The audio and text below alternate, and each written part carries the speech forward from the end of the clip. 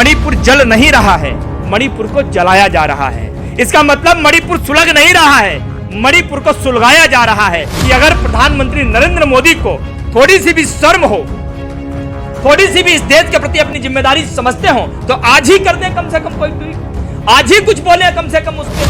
और इसीलिए मणिपुर की जनता एक बात कह रही है, चीख चीख करके कह रही है कि जिस तरीके से तुमने मणिपुर को जलने पर मजबूर किया, जिस तरीके से मणिपुर के लोगों को वहां मरने कटने पर मजबूर किया। इस देश में इस समय एक ऐसा प्रधानमंत्री है जिसको हमने बड़ी उम्मीद से चुना था।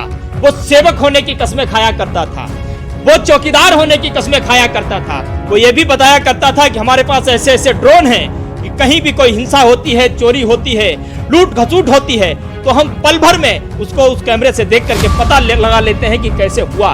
क्या उनका ड्रोन मणिपुर के मामले में फेल हो गया?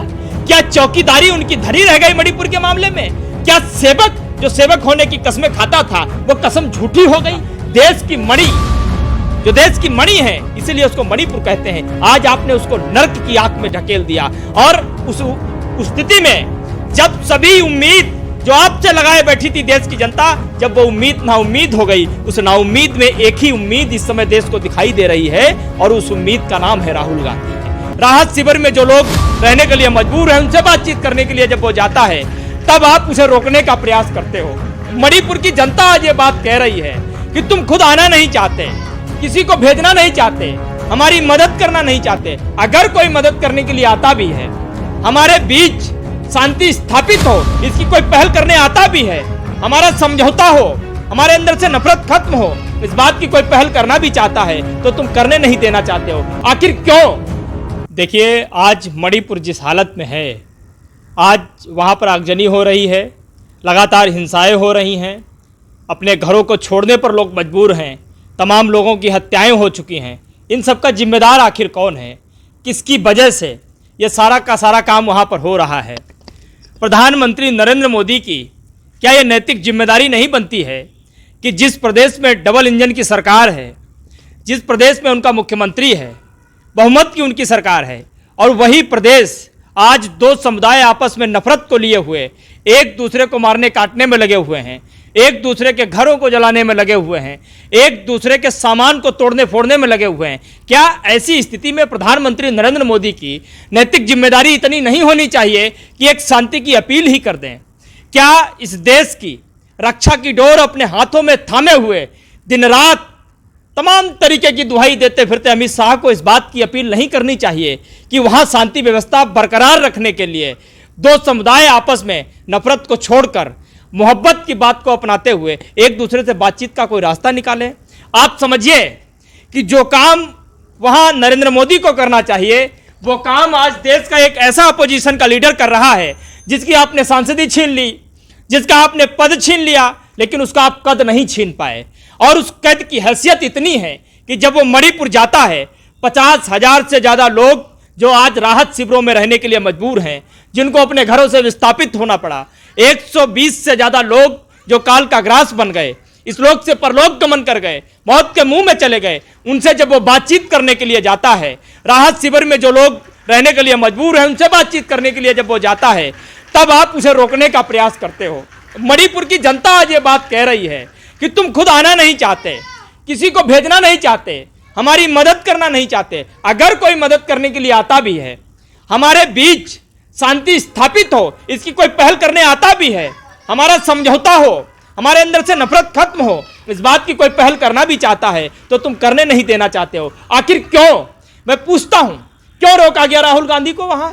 राहुल गांधी इस समय संवैधानिक किसी भी पद पर नहीं है, फिर भी अपोजिशन में एक लीडर की भूमिका क्या होनी चाहिए, विपक्ष का धर्म क्या होना चाहिए, उस धर्म का सबूत देने के लिए, और ये सभी चीजें छोड़ दो तो एक इंसान का धर्म क्या होना चाहिए, कम से कम एक इंसानियत का फर्ज और धर्म निभाने के लिए राहुल गांधी जब वहां पहुंचते हैं, तो भारतीय जनता पार्टी नरेंद्र मोदी से लेकर निचले तबके तक के इतनी दर्द होती है, इतनी तकलीफ होती है। और क्यों होती है तकलीफ?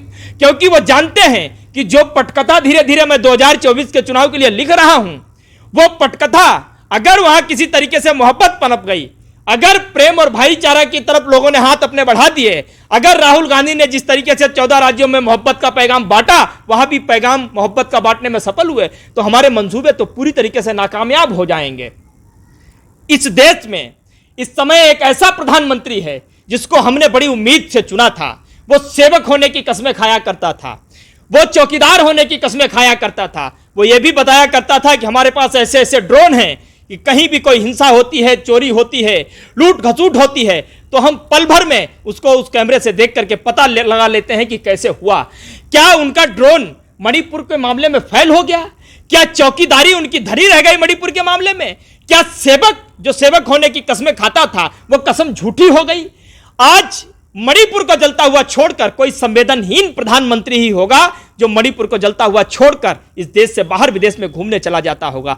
देश की मणि, जो देश की मणि है, इसीलिए उसको मणिपुर कहते हैं, आज आपने उसको नर्क की आंख में ढकेल दिया। और उस स्थिति में जब सभी उम्मीद जो आपसे लगाए बैठी थी देश की जनता, जब वो उम्मीद नाउम्मीद हो गई, उस नाउम्मीद में एक ही उम्मीद इस समय देश को दिखाई दे रही है और उस उम्मीद का नाम है राहुल गांधी। आज राहुल गांधी, सिर्फ मणिपुर की बात नहीं कर रहा हूं मैं, कोई भी प्रदेश, कोई भी दंगा, कोई भी आगजनी, कहीं भी कुछ होता है तो राहुल गांधी कम से कम इंसानियत का फर्ज निभाते हुए, एक विपक्ष का धर्म निभाते हुए वहां पहुंचते हैं और उसका रिजल्ट भी निकल करके आता है। एक बड़ी महत्वपूर्ण बात बताता हूं आपको, वहां यह लड़ाई 3 समुदायों के बीच है। एक मैतेई समुदाय है, एक नागा समुदाय है, एक कुकी समुदाय है।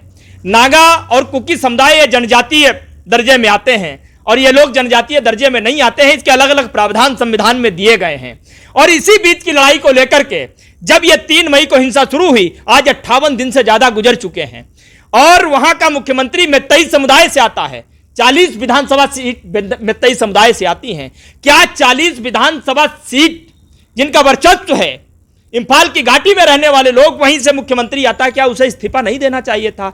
भारत के राजनीतिक इतिहास में जब भी कोई दंगा हुआ, जब भी कोई आगजनी हुई या फिर कहीं हिंसा भड़की, सबसे पहले वहां के सबसे जिम्मेदार पदाधिकारी ने इस्तीफा दिया। उसके बाद एक वार्तालाप की पहल स्थापित की गई और उस वार्तालाप की पहल ने ही वहां शांति स्थापित करने के लिए तमाम वो काम किए जो वास्तव में करने चाहिए, लेकिन वहां के मुख्यमंत्री ने इस्तीफा नहीं दिया। और यह कारण साफ दर्शाता है कि मुख्यमंत्री मणिपुर को जलता हुआ देखकर चुप हैं, खामोश हैं, इस्तीफा भी नहीं दिया। इसका मतलब मणिपुर जल नहीं रहा है, मणिपुर को जलाया जा रहा है। इसका मतलब मणिपुर सुलग नहीं रहा है, मणिपुर को सुलगाया जा रहा है।